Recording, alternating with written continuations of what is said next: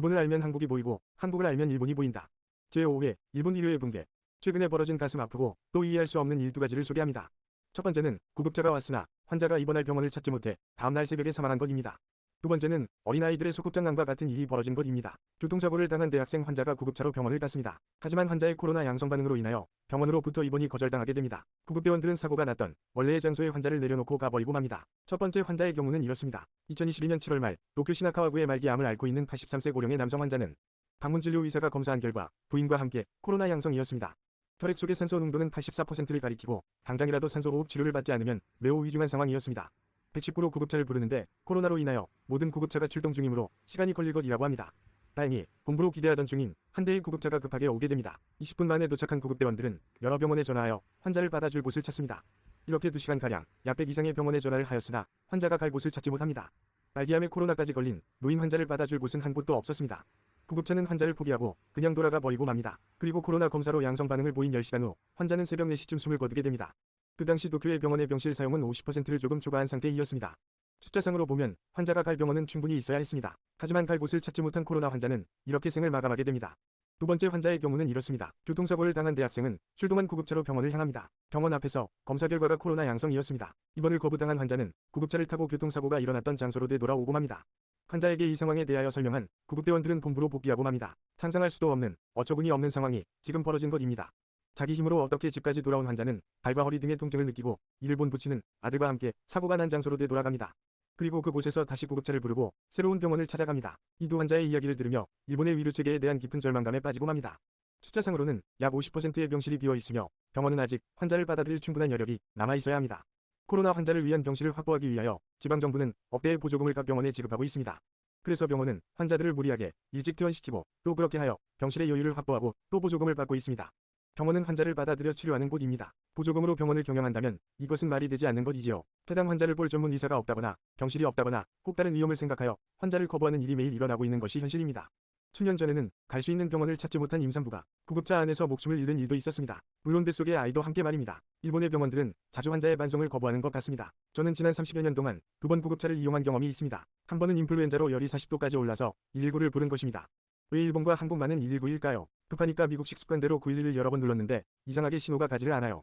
한참 동안 멍하여 치고 머리 회전이 멈춘 적이 있습니다. 겨우 119를 떠올리고 구급차를 부를 수 있었습니다. 그리고 이제는 구급차 안에서 50분 이상을 기다렸습니다. 대원들이 여기저기에 전화하여 제가 갈 병원을 찾는 동안 저는 그냥 들것에 누워 구급차가 출발하기를 기다릴 뿐이었습니다. 인플루엔자는 전염성이 있어 환자, 의사, 간호사 등 병원의 직원들에게 이를 전파시키기도 합니다. 그러니 병원 측에서 보면 받아들이고 싶지 않은 환자이지요. 병원 측은 가능한 한 여러 가지 이유로 다른 곳을 찾아보라고 답합니다. 또 한 번의 경험으로는 어느 해의 연말 연시 중 저녁날의 사고로 이웃 사람들이 구급차를 불러준 것이었습니다. 한 곳에 전화하였으나 환자의 사고에 해당되는 담당 의사가 퇴근하고 없다는 이유로 다른 곳을 찾아보라고 합니다. 이렇게 여러 곳에 전화한 후에 저를 실은 구급차는 움직일 수 있었습니다.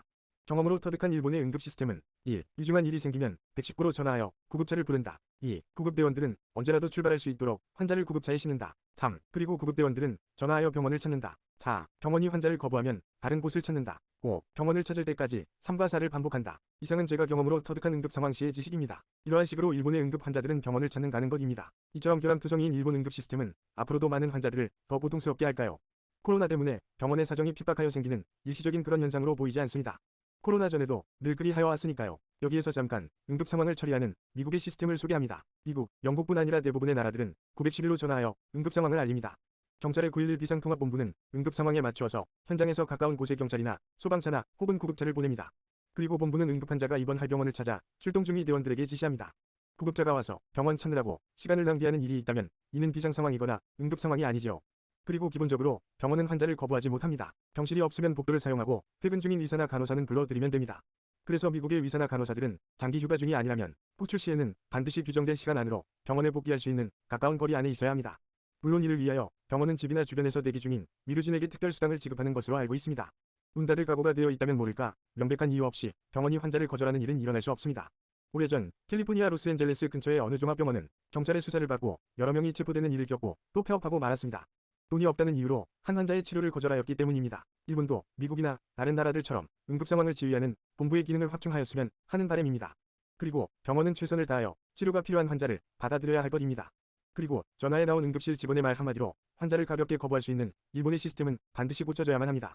지금은 모두가 코로나의 정신을 빼앗기고 있습니다. 그리고 비정상적인 것들도 이해가 되곤 합니다. 하지만 코로나 후에 병원을 찾지 못하여 생명을 잃거나 고통을 받는 환자들이 더 이상 생기지 않도록 하여야 합니다. 지금부터 최선을 다해 새로운 제도를 연구하며 개선할 사항이 점검되었으면 하는 바람입니다. 이상으로 일본을 알면 한국이 보이고 한국을 알면 일본이 보인다. 제5회 일본 1회 붕괴를 마치겠습니다. 지금까지 시청하여 주신 여러분 감사합니다. 건강하고 행복한 하루 되시길 바랍니다.